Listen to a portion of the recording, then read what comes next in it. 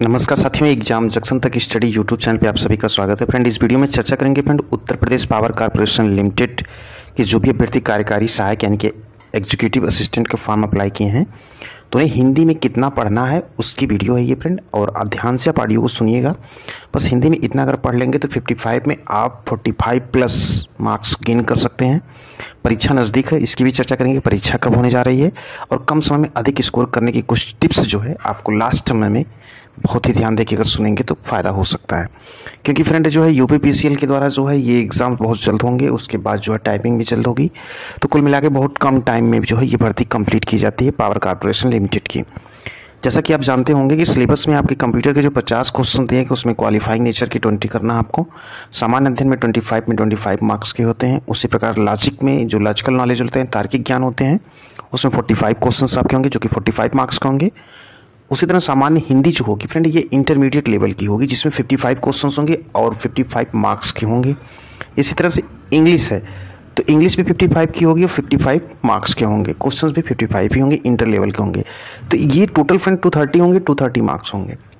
अब इसमें फ्रेंड जो है आपको इस चैनल के माध्यम से इंग्लिश की प्रिपरेशंस आज से वीडियो मिलेगी आपको। इंग्लिश के माध्यम जो भी आपको बारीकियाँ होंगी उसको बताया जाएगा और उससे आपको अगर अध्ययन करेंगे तो कम समय में अधिक कर लेंगे। क्योंकि इंग्लिश में आप क्या पढ़ना है क्या नहीं पढ़ना है, अगर आप में थोड़ा सा भी वो होगा संशय तो वो खत्म हो जाएगा। आप चैनल को सब्सक्राइब कर लें, लाइक कर लें, साथ ही साथ बेल आइकन को प्रेस कर लें ताकि जो भी अपडेट की वीडियो हो जो कि इंपॉर्टेंट हो आपके लिए वो वीडियो आपको मिलती रहे समय से। तो आज की वीडियो में हम चर्चा करते हैं हिंदी के बारे में। फ्रेंड, हिंदी का अध्ययन करने के लिए आप अमूमन देखेंगे हिंदी में कि तद्भव तत्सम पढ़ लेते हैं, उसके बाद विलोम पढ़ लेते हैं, एक अर्थक पढ़ लेते हैं। लेकिन थोड़ा सा डिफरेंट यहाँ पे फ्रेंड ये ध्यान देना है कि आपको जब यूपीपीसीएल के एग्जाम आप देने जाएंगे तो यहाँ पे आपको हिंदी का संपूर्ण नॉलेज होना चाहिए। सबसे अधिक जो है जैसे रस है, अलंकार है, छंद है, ये क्वेश्चंस ऐसे होते हैं कि जहाँ आप फंस सकते हैं। तो कुछ ऐसे टॉपिक होते हैं जिसको आप विशेष तौर पे ध्यान दीजिएगा। जैसे कि क्वेश्चन जो सामान्य हिंदी में पूछे जाते हैं वो प्रेरणार्थक शब्द भी पूछे जाते हैं, सामासिक पद भी पूछे जाते हैं, उसके बाद विशेषण क्या है, व्याकरणिक ये भी पूछे जाते हैं, उसके बाद संचारी भाव के कुल जो होते हैं उसके बारे में क्वेश्चन पूछे जाते हैं, अलंकार से क्वेश्चन पूछे जाते हैं, रस जो होते हैं उससे क्वेश्चन पूछे जाते हैं, शुद्ध अशुद्ध क्या उससे क्वेश्चन पूछे जाते हैं। और जैसे होता है अलंकारों में फ्रेंड क्या होता है, सबसे अधिक अगर आप ध्यान दीजिएगा तो दो अलंकार का ध्यान दीजिएगा, एक यमक अलंकार और एक श्लेष अलंकार। इनसे क्वेश्चंस जो है जरूर आपके 3 से 4 क्वेश्चंस इसी से बनेंगे। उसके बाद जो है फ्रेंड इन सब के जो है अस्थाई भाव जो होते हैं, अस्थाई भाव को आप जरूर ध्यान दीजिएगा। क्योंकि अस्थाई भाव जैसे उद्दीपन होता है, आलंबन होता है, अनुभाव होता है, संचारी होता है, ये भाव जो होते हैं इनसे आपको क्वेश्चंस बन सकते हैं। कि जैसे किसी चीज़ को बताया जाएगा क्वेश्चंस में और पूछा जाएगा इसमें कौन सा भाव जो है जागृत हो रहा है या कौन सा भाव प्रतीत हो रहा है। भाववाचक जो संज्ञाएं होती हैं इनके बारे में आपसे पूछा जा सकता है कि भाववाचक संज्ञाएं कौन सी हो सकती हैं।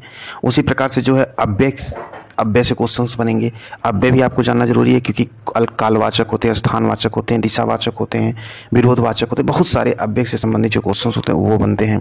संज्ञाएं जो होती हैं, संज्ञा में जो पूछा जा सकता है आपको कि द्रव्यवाचक संज्ञा कौन सी है। तो ऐसे क्वेश्चंस जो होंगे वो आपको उलझा सकते हैं क्योंकि टाइम टेकन क्वेश्चंस हो जाते हैं।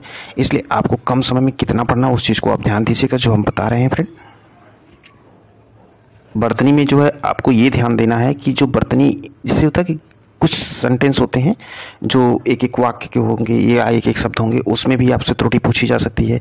एक अर्थक क्या होते हैं उसको जानिएगा और एक विराम के क्वेश्चंस बनते हैं, विराम चिन्ह जो पहचान करने के लिए, तो आप उसमें ध्यान दीजिए। अल्प विराम कौन होते हैं, अर्ध विराम कौन से होते हैं, उपमेय उपमान जो प्रकट होता है अलंकार में जिससे क्वेश्चंस बनते हैं, तो इस चीज़ को ध्यान दीजिएगा कि उपमेय उपमान की संभावना कहाँ प्रकट होती है।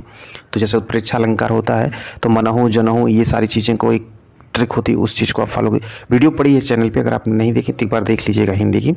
उसके बाद जो है छंद जो है इससे भी क्वेश्चन पूछते हैं। छंद में जो है तो फ्रेंड मैक्सिमम इंपॉर्टेंट क्वेश्चन जो होते हैं यति से पूछते हैं। यति क्या होता है, यानी कि जैसे छंद में जो चरण होते हैं फ्रेंड कुल 4 चरण होते हैं। तो इन चरणों के पद जो होते हैं इसमें प्रत्येक चरण में जो मात्राएँ होती हैं, वर्णों की संख्या होती है, उसी क्रमानुसार जो समायोजित किया जाता है उससे क्वेश्चन बनते हैं।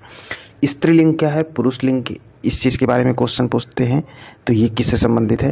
तो ये जो टॉपिक हमने बताया फ्रेंड, इन्हीं टॉपिकों के कुल 6 से 7 टॉपिक हैं। इन 7 टॉपिक को आप पढ़ लेंगे तो आपका श्योर है कि 45 प्लस हिंदी आप कर लेंगे। क्योंकि इसके बाद जो है कुछ आप जैसे जानते होंगे एक सघोष व्यंजन क्या है, व्यंजनों के बारे में आप जानते होंगे। और उसके बाद जो है आपको कुछ पढ़ने की ज़रूरत इसमें हिंदी में नहीं है।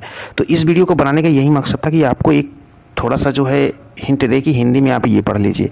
और इस चीज़ को अगर आप फॉलो करेंगे तो बहुत ही अच्छे मार्क्स हिंदी में प्राप्त कर लेंगे, क्योंकि हर एक टॉपिक से क्वेश्चन जो है बनेंगे। हिंदी के बारे में जो इंग्लिश के बारे में जो होगा वो पैसे से होगा, इसकी एक अलग वीडियो बनाएंगे और उसमें आपसे फिर चर्चा करेंगे कि इंग्लिश में आपको कितना पढ़ना है। तो इसी के साथ इस वीडियो को समाप्त करते हैं, फिर मिलते हैं आपसे नेक्स्ट वीडियो के साथ।